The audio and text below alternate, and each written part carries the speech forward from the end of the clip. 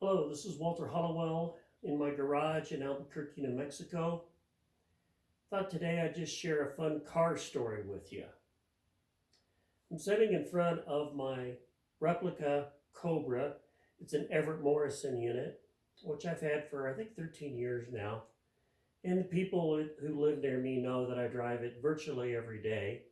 I'll be turning about 100,000 miles on it here in a couple of days. 2 winters ago, I took on a engine build project, pretty radical engine for a street car. 347 stroker, rotating assemblies forged in billet, Edelbrock Pro Junior aluminum heads, Edelbrock dual plane Pro Street intake manifold, MSD fuel injection and ignition, phase timed, a big cam by Comp, roller lifters, double roller rockers, pretty much all the good stuff in it.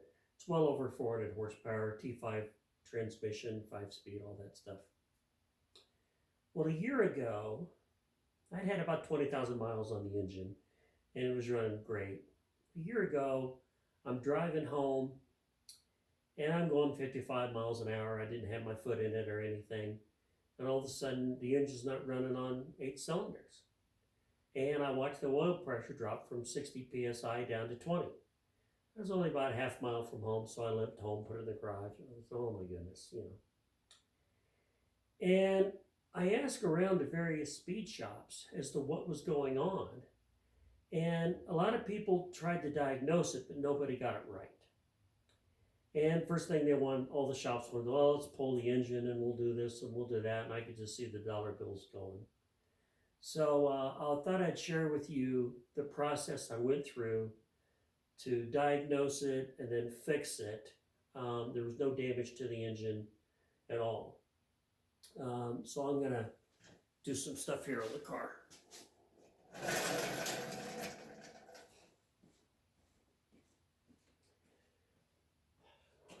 First thing I'll do is pull the air cleaner off and the driver's side valve cover, just so I can show you what's going on.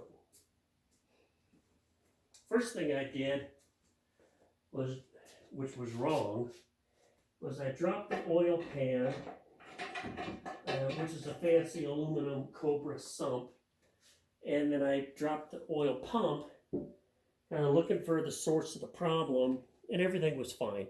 And it was good that I did that because I was able to determine that there was no metal in the oil pan, or which the oil looked perfect. So here you can see my throttle body for the fuel injection, intake manifold, MSD ignition,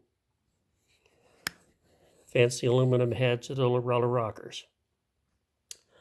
One mechanic said if the oil pump hadn't failed, which it had not, then I probably blew a plug out of an oil galley.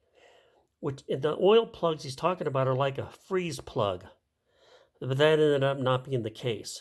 As soon as I pulled the valve cover off, which I should have done at first, but I didn't, this rocker arm was laying in the valve cover, hadn't done any damage, and this ARP lifter stud had broken off. And I took a picture with my phone.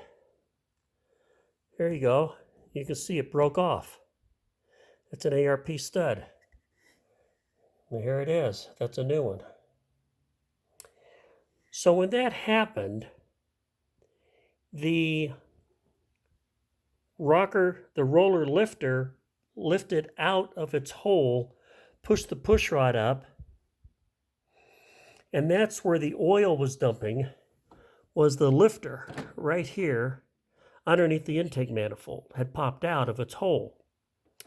So I removed the intake manifold, pushed the lifter back into place, had to clean everything up. That's kind of a chore, but it's just time. Put the spider fingers back over the lifter, push rod, Put a new stud in, the ARP stud. Put the same lifter back in place, adjusted it, put the valve cover back on, fired up the engine. I had all my PSI back and all these things. So, it cost me a couple of weekends of work, maybe $150 in trouble and parts. I put a new oil pump in, even though I didn't need one. But anyway, that was just an example of perseverance and a little bit of troubleshooting and methodical work. And you can end up fixing some things yourself and not end up paying a few $1,000s. So this is my daily driver Cobra car. And the hard top is an interesting story. I took that over as a failed project from a guy in Texas that started building it, and he gave up, and I bought it. And I spent quite a bit of time getting it right. But it came out good, and I have a soft top for when it's just a little rainy. But I put the hard top on in the winter months and lets me drive the car during the pretty good weather that we have here in Albuquerque. But that was just a fun story I thought I'd share with you on diagnosing and persevering and repairing it yourself instead of just throwing dollars at the repair shop. This is Walter in Hollowell saying bye. Walter Hollowell in Albuquerque saying bye.